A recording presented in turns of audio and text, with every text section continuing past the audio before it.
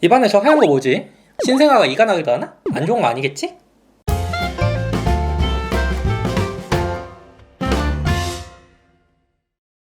배꼽손! 안녕하세요, 말랑닥터 김영진입니다. 좋아요 꼭, 구독 꼭 눌러주시면 더 좋은 영상으로 보답할게요.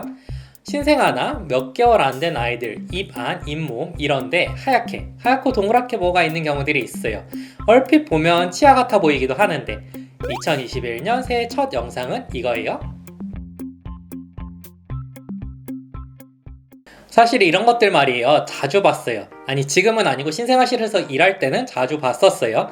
신생아 한 7, 80% 정도는 생긴다고 할 정도로 흔한 건데 막상 이걸로 병원을 찾아오시는 분들은 많지는 않아요. 왜냐? 첫 번째는 입 천장 같은 데 있는 경우에는 잘 안 보이기도 하고, 두 번째는 있다가도 금방 사라져버리는 경우가 많거든요. 그래서 아이가 태어난 이후에 신생아실에서 아이를 꼼꼼하게 진찰하는 소아청소년과 선생님이나 간호사쌤들은 이걸 발견하는데 오히려 엄빠들은 모르고 넘어가 버리는 경우도 종종 있죠. 대부분은 이제 말씀드릴 세 가지 중에 하나인데, 이 세 가지 모두 입안에 통증은 없어야 하고 수유할 때 불편하다거나 무슨 다른 증상들은 없어야 해요. 그냥 딱 요것만 보일 때 얘기예요. 첫 번째는 진주종이라고도 하는 엡스테인 진주.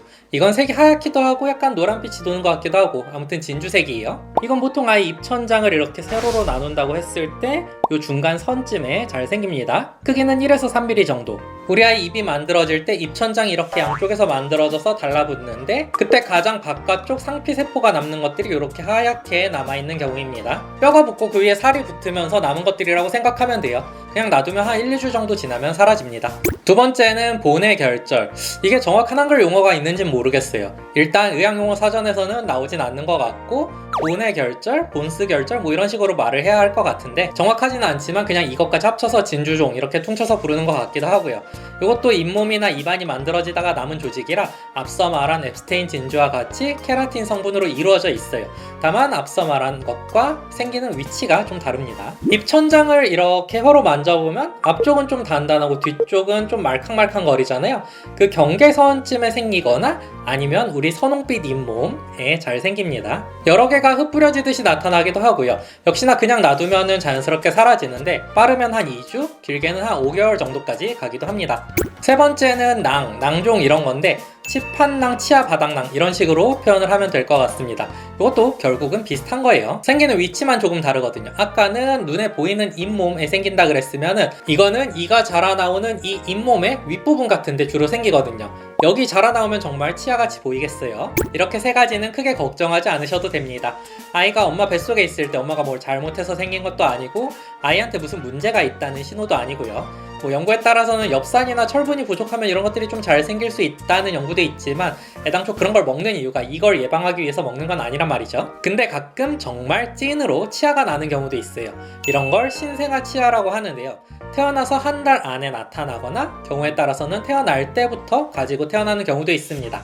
이건 흔히 보는 건 아니에요. 연구 따라 몇백, 몇천 혹은 몇만 명에 한 명 정도 나타납니다. 이건 원래 이 시기에 아이한테 있어야 될 게 아니다 보니까 연결 부위들이 좀 약해서 실제로 이렇게 만져보면 치아니까 당연히 단단하긴 하지만 좀 흔들흔들 거리는 느낌은 있어요. 대부분은 따로 제거하지는 않고 그냥 두는데 만약에 아이 입안에서 피가 나거나 수유하는데 어려움이 있거나 이러면은 조심스럽게 제거를 하기도 합니다. 아이 입안에 보이는 하얀 가짜 치아 같은 건 앞서 말씀드린 것처럼 대부분 시간이 지나면 자연스럽게 없어지지만 너무 눈에 띄거나 그러면은 걱정되실 때도 있을 거예요. 만약 아이가 아파하면서 수유하는데 좀 어려움이 있거나 이게 점점 커지는 것 같거나 점점 더 번지는 것 같거나 이런 경우에는 병원을 와서 확인받아 보시는 게 좋습니다. 다른 거일 수도 있거든요. 혹은 너무 길게 가는 것 같을 때도 와서 한번 물어보세요. 오늘 제가 준비한 영상은 여기까지. 도움이 되셨길 바라며 다음에 다시 만나요. 감사합니다.